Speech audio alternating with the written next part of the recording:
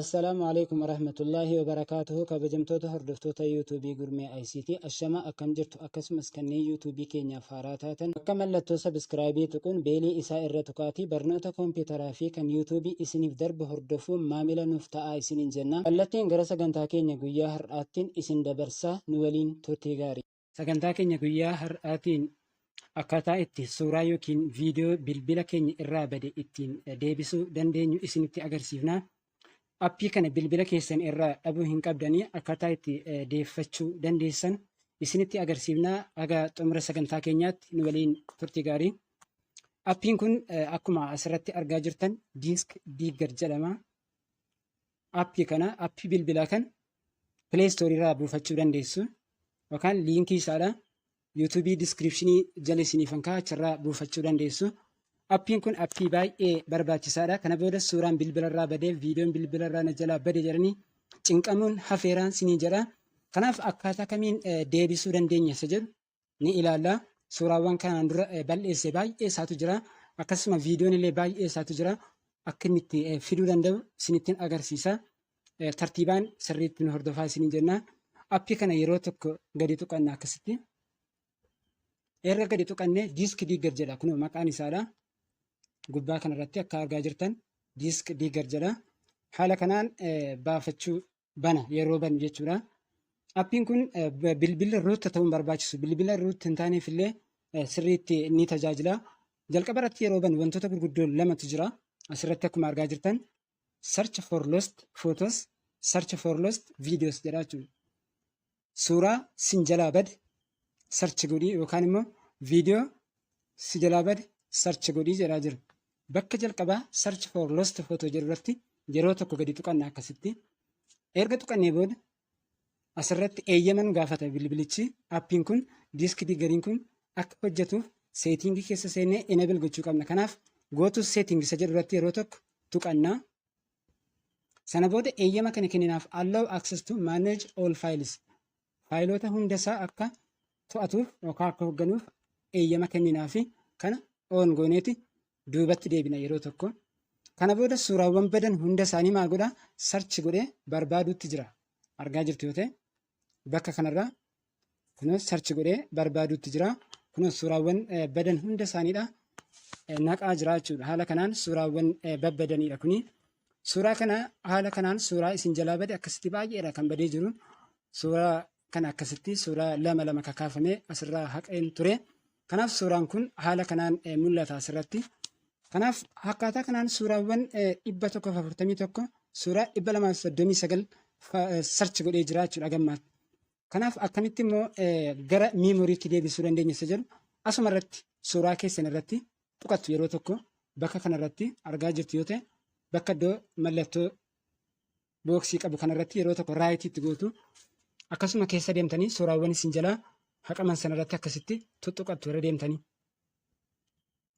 Haala kanaan tuttuqattu. Erga tuqattanii booda gara gadii kana bakka kanarra dhufuudhaan asirratti riikavarii isa jedhu kanarratti yeroo tokko tuqattu.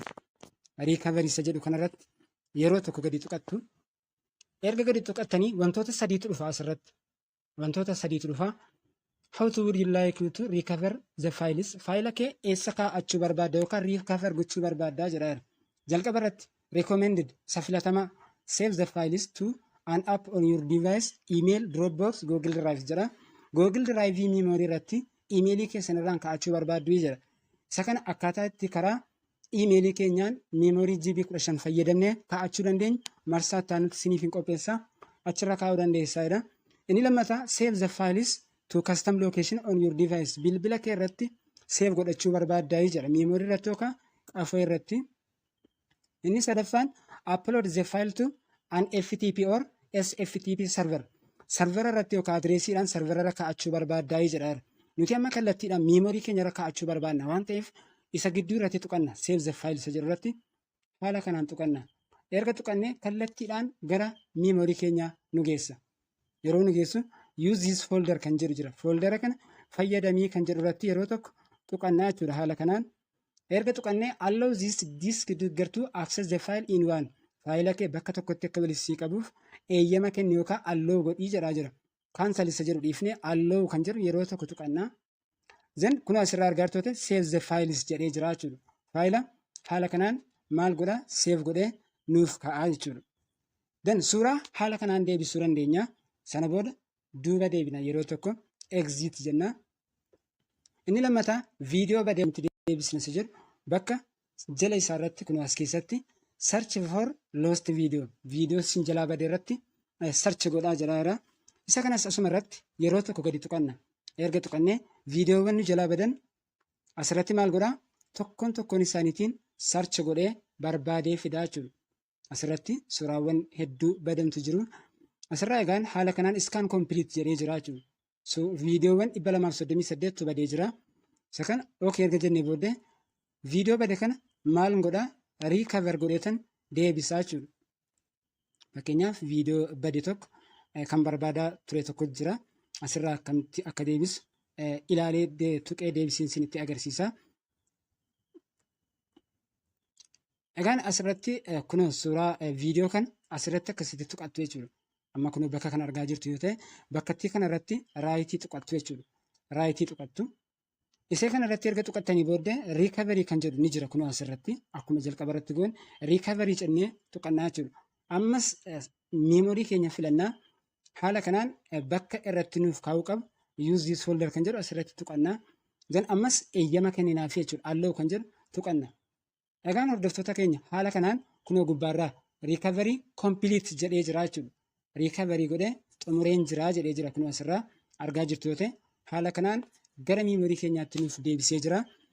Egaan hordoftoota keenya wantoota aappiiwwan ajaa'iboo bilbilaa fi koompitara akkasumas teekinooloojiiwwan adda addaa karaa yuutuubii Gurmee ICTtiin akka isin qaqqabuuf subscribe, like, share godhaatii nu hordofaa isiniin jenna. Haga sagantaa itti aanutti turtii gaarii. Salaamu alaikum warahmatullaahi wabarakaatuh.